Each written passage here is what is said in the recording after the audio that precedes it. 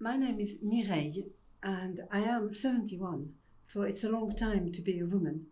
And I started in France, I was born in France, brought up by French parents. And I suppose the person who was quite influential in my life was my sister, who was 2.5 years older than me. And we were a very traditional family. My mother was she was a very strong influence. My mother was a housewife, and she was a very frustrated housewife. She was born in 1928, and she had her first child at 20, and I was born when she was 23. And then we had a brother 10 years later. But she was a frustrated housewife because she started life as a dressmaker.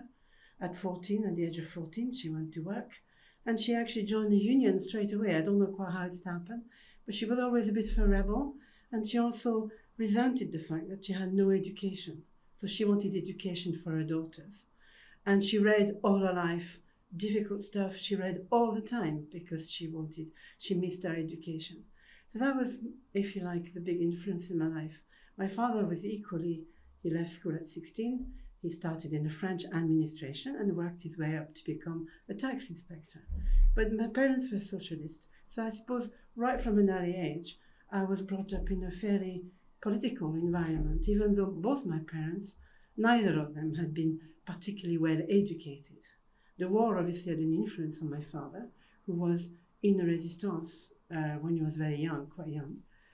And my parents were always socialists. They wanted social justice. So that was very important to me. So we discussed politics at home. But I suppose it's as I became a teenager that I was aware, and of course you had the 60s, and I became aware, there was a fashion in the 60s. We all had to be slim, like, what was her name? Twiggy, do you remember Twiggy? And of course I was never going to be a Twiggy, definitely not, but we all aspired to this kind of model of women. But of course then in the late 60s there was the Vietnam War, and I was always politically involved, even though I was quite young. And in 68 in France, we all joined not the barricades, because I was living in the province, but my sister and my friends, we picketed our schools because there was a students' revolution in France at that time. But anyway, that's, if you like, what made me as a person, not just a woman, but a person. But it's really when I started university, there was already a feminist movement.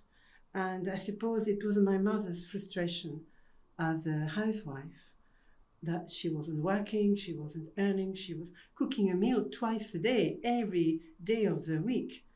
And that, I suppose, is through her frustration that I thought, this is not right, this woman is intelligent. But also when I was 18, somebody very close in my family got pregnant, and she had to have an abortion. And of course in France in those days, abortion was illegal. And I just got my driving license. So she had an address for an illegal abortion. So we went to see this doctor on a Saturday who was dying to go to a wedding or something.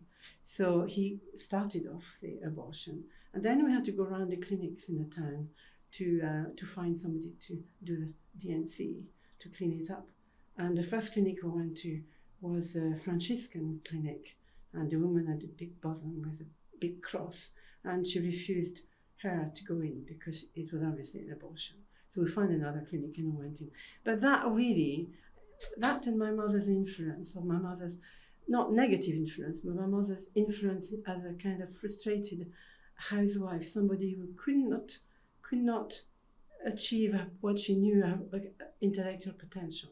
And that, and the fact that women, like this person very close to me, had to go through all these things to have an abortion.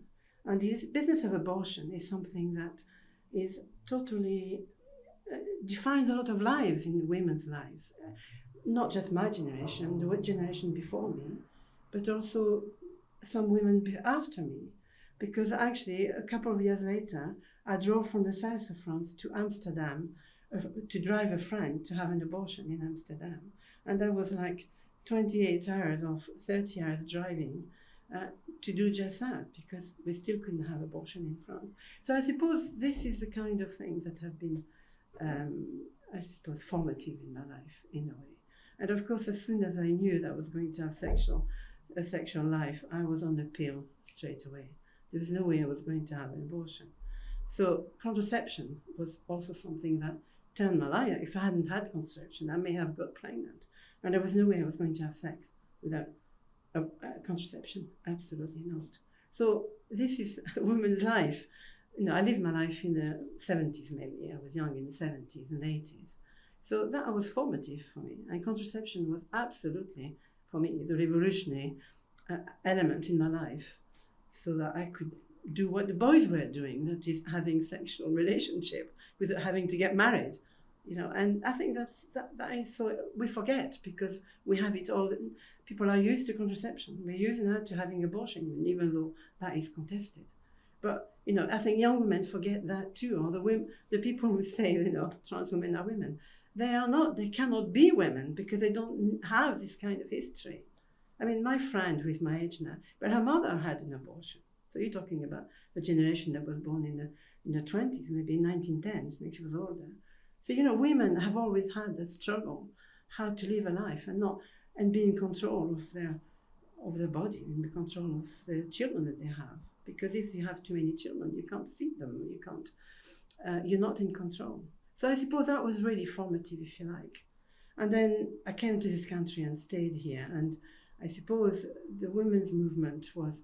It went, I know it's not in wave, I completely agree with that, but it kind of came and went. And for me, when you're busy, you're 20, you're trying to get a job or trying to get more education or whatever. So, but yeah, I suppose it's when I had my daughter in my 30s that I was looking out for non-sexist and non-racist books. And there was a wee shop actually in Edinburgh that used to have that. So I have, of course, still these books that are supposed to be non-sexist and non-racist. So all along my life, and when with my daughter, I did my best I was saying this to somebody today, to dress her in primary colours, to make sure that it wasn't me that bought her all the Barbie dolls and things. I bought her little cars, and I wanted her to be as good as she could be, and wanted to do all she wanted to do, and not because being restricted because she was a girl.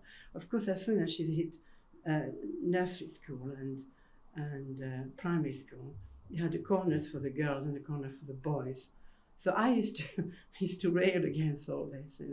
I taught students equal opportunities, and like adult students. So I did that throughout my life, and I worked in social inclusion. I worked in equal opportunities. I did courses for women, wider opportunities for women. That was in the 80s. So I did all this stuff, and it was important to me that we had women had equality. But it wasn't just women. It was also, my courses were about ethnic minorities and people with disabilities and gay people. In those days, we didn't talk about trans. We talked about gay people. So yeah, all my life, I suppose, I have been doing this kind of thing. And it really pains me now that somehow I've got to go back in the streets because the word woman is being denied, is being contested, as if we can contest one sex.